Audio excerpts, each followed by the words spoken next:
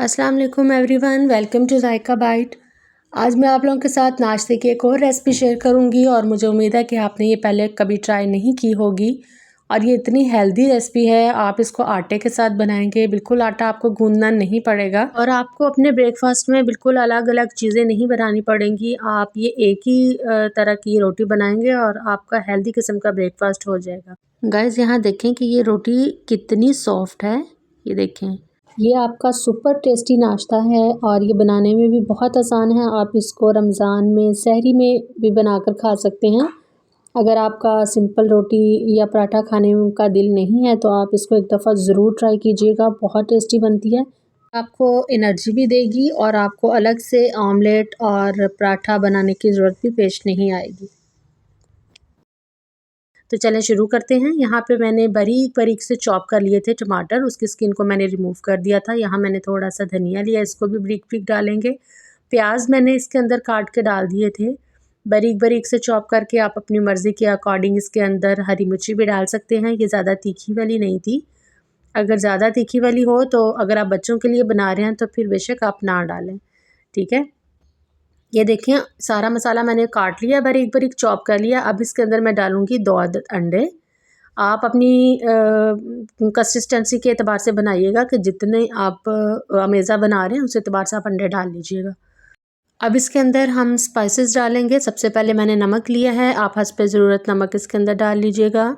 साथ ही मैंने इसमें डाली हैं काली मिर्च पाउडर, पिसी हुई काली मिर्चें हैं वो मैंने डाली हैं। और डालेंगे गरम मसाला पाउडर थोड़ा सा, तकरीबन हाफ़ चम्मच, और बिल्कुल थोड़ी सी हाफ़ टी स्पून के आसपास मैंने इसके अंदर डाली है रेड मिर्च पाउडर। हाफ़ टी स्पून इसके अंदर हल्दी पाउडर डालेंगे और 1-2 चुटकी इसके अंदर साबुत ज़ीरा डालेंगे, ठीक है। फिर इन सारे मसालों को अंडे के साथ अच्छी तरह से मिक्स कर लेंगे। जब ये अच्छी तरह से मिक्स हो जाए तो फिर हम इसके अंदर डालेंगे 1 कप आटा। मैंने 1 कप लिया है, आप अपनी मर्ज़ी के अकॉर्डिंग जितना आपको बनाना हो आप उतना डाल लीजिएगा। मैंने एक कप लिया और इसको मैं थोड़ा थोड़ा सा करके इसके अंदर डालूँगी, एकदम से नहीं डालूँगी, फिर ये अच्छे से मिक्स भी नहीं होगा और गुठलियाँ बनने के इम्कान भी होते हैं, ठीक है। तो ये देखें मैं इसके अंदर थोड़ा थोड़ा सा डाल के आटा मिक्स करूँगी और थोड़ा सा पानी डालूँगी, तकरीबन 2-3 चम्मच पानी डालकर इसको थोड़ा सा मिक्स कर लूँगी। और फिर स्टेप बाय स्टेप बाकी सारा आटा जो है वो भी इसी तरह से डाल के हम मिक्स कर लेंगे, ठीक है। और पानी आपने बहुत ध्यान से डालना है, बहुत ज़्यादा नहीं डालना वरना आपका अमेज़ा जो है वो ख़राब हो जाएगा।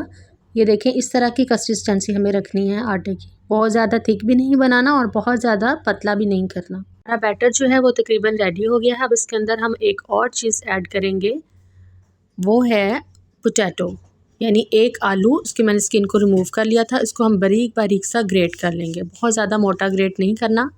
ये देखें इतना बारीक होना चाहिए ताकि जब आप पराठे बनाएं, रोटी बनाएं तो वो फटे नहीं। ये देखें इसको हम इस बैटर में मिक्स कर देंगे अच्छी तरह से। अच्छा, यहाँ पे ये जो आलू है ये ऑप्शनल है, अगर तो आप डालना चाहते हैं तो वेल एंड गुड, अगर नहीं डालना चाहते तो आपकी मर्ज़ी है, आप इसको स्किप भी कर सकते हैं।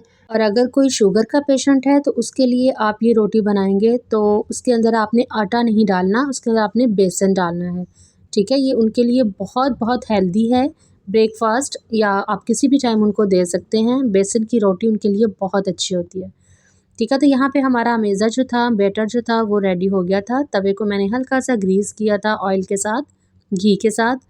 तो यहाँ पे मैंने अब इसके ऊपर बैटर डाल दिया है, इसको हम फैला लेंगे रोटी की शेप में। बहुत ज़्यादा हमें बारीक भी नहीं करना और बहुत ज़्यादा हमें थिक भी नहीं रखना। और जब आप देखें कि आपकी एक साइड जो है रोटी की वो पक गई है तो आप इसको ऊपर से हल्का सा घी लगाएंगे इसके, हल्का हल्का सा, तो इसकी साइड को पलट देंगे। तो मैं नॉन स्टिक तवे पे बना रही थी तो इस पे घी जो है वो बहुत कम लगता है। आप अपनी मर्ज़ी के मुताबिक अगर लगाना चाहते हैं तो इस तरह से बैक साइड पे भी आप रोटी की घी लगा लें, लेकिन मुझे नहीं लगाना। मैं थोड़ा सा घी लगाया है तो इसी में मैं इसको पका लूँगी। देखें कितना प्यारा सा गोल्डन सा कलर आ गया है हमारी रोटी पे।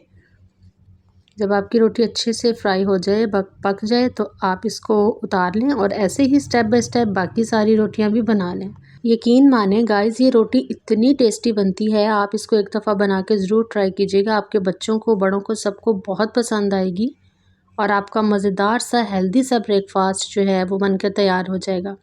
अगर आप इसको चाहें तो दही के साथ खा लें रायता बनाकर, या फिर आप इसको केचप के साथ सर्व कर दें। सभी तरह से ये बहुत अच्छी लगती है खाने में। और आप ये रोटी अपने बच्चों को लंच बॉक्स में भी दे सकते हैं। और गाइज़, अगर आपने अभी तक मेरे चैनल को सब्सक्राइब नहीं किया तो प्लीज़ जल्दी से सब्सक्राइब कर दीजिए और साथ में जो बेल का आइकन है वो प्रेस करना मत भूलिएगा। और यहाँ पे देखें, मेरी ये भी रोटी बनकर तैयार हो गई थी। मैंने सारे मेज़े की रोटियाँ जो थी वो बना ली थी। और रोटी देखें कितनी ज़्यादा कलरफुल और कितनी प्यारी लग रही है, उसकी लुक भी देखने में। और यहाँ पे थोड़ा सा मेज़ा बच गया था तो मेरी बेटी ने बोला कि ये मैं अपने लिए बनाऊंगी बेबी पराठा छोटा सा। और यहाँ पे आप पराठे की लुक चेक करें, कितनी सॉफ्ट है, कितना टेस्टी ये बनता है। सुपर टेस्टी पराठा नाश्ता जो है वो आपका तैयार है। आप इसको एक दफ़ा ज़रूर ट्राई कीजिएगा और मुझे कमेंट में बताइएगा कि आपको ये रेसिपी कैसी लगी। वीडियो अच्छी लगे तो अपने फ्रेंड और फैमिली मेम्बर्स के साथ ज़रूर शेयर कीजिएगा। और इसी तरह की सिंपल, इजी और जायके से भरपूर रेसिपी के साथ फिर मिलेंगे। अपना बहुत सा ख्याल रखिएगा। अल्लाह निगहबान।